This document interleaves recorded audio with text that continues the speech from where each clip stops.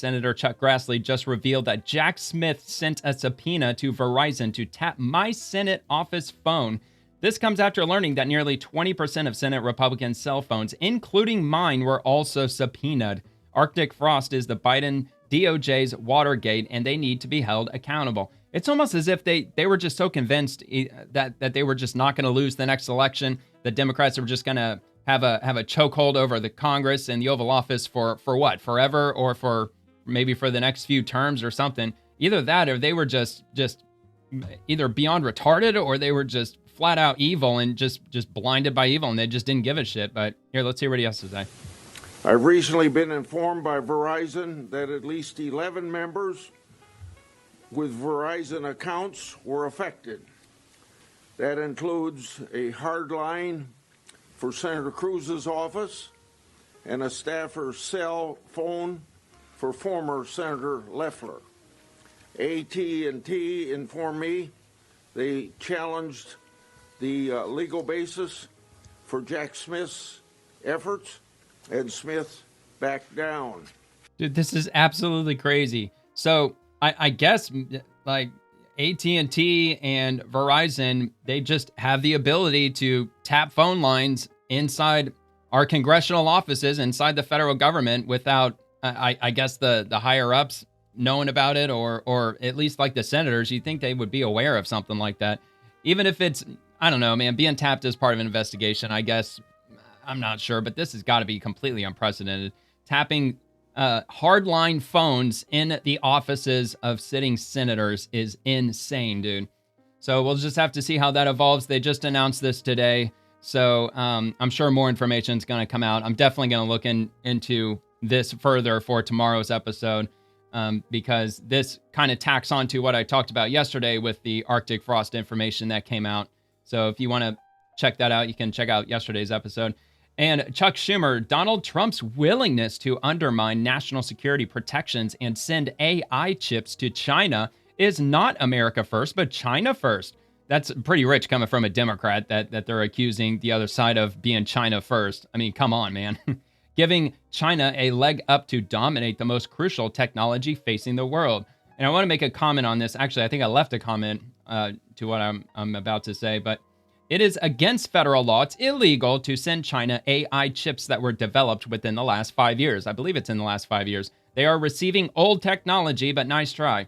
And it's at least like two or three generations older than the latest AI chips that we're developing inside the United States. China is not allowed by law, or the United States, or any company in the United States is not allowed to sell any AI chips to China that are either in the current generation, or I don't even think they can even sell previous generation. They have to go like 2 generations back as far as the CPUs and the AI chips and all that stuff.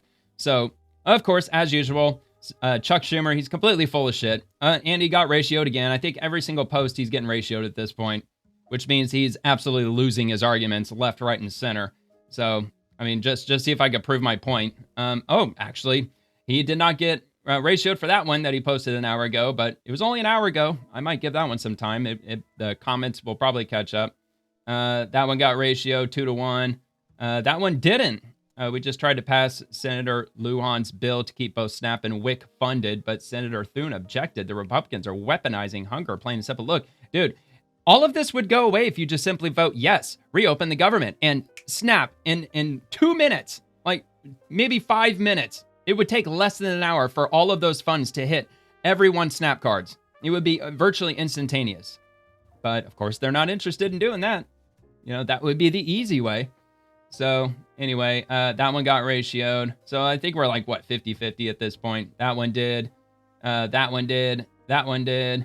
So like the older ones are getting ratioed a lot more. Like that one's 4-1, man.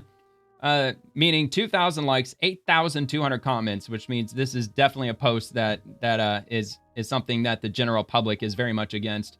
The same with that one, same with that one, same with that one, and that one, and that one. So you kind of get the idea. That one too, and it's on and on and on. So like his most recent posts probably aren't ratioed yet because they just were posted about an hour ago. But give it a few hours.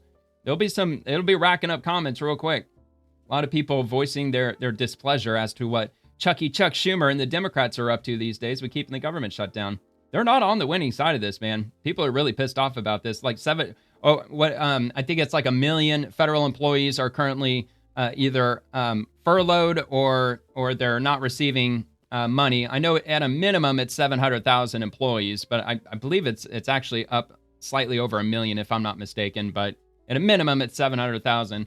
Plus you got the air traffic controllers. Plus you have 42 million people who are facing the loss of their SNAP benefits starting on Saturday. That is getting wild, dude. If you're looking for drama to look for just to entertain yourself, aside from listening to my show or once this episode's done, if you have a TikTok account, you could go over there, or you could even search here on YouTube and look for compilations of people who are threatening to engage in shoplifting, looting, violent crimes once they run out of food stamps. Like there's people that are admitting on TikTok to like kicking in private residences' doors and like stealing all their food and shit. Like they're just saying it out loud. It's absolutely insane. I watched a few of those earlier today, but not directly swamp related because they're not working in the swamp. So I figured that probably wasn't, the right or the most appropriate videos to be shown on here. That would be something more for the weekend, because like I'll look through pretty much whatever, especially if it's politically related over the weekend. So maybe I'll do a video on that. If you enjoyed the video, I hope you take a quick second to give it a like and subscribe to the channel. And check out The Swamp, which drops Monday through Friday at 11 p.m. Eastern, covering the daily happenings inside the federal machine. Thank you very much for watching.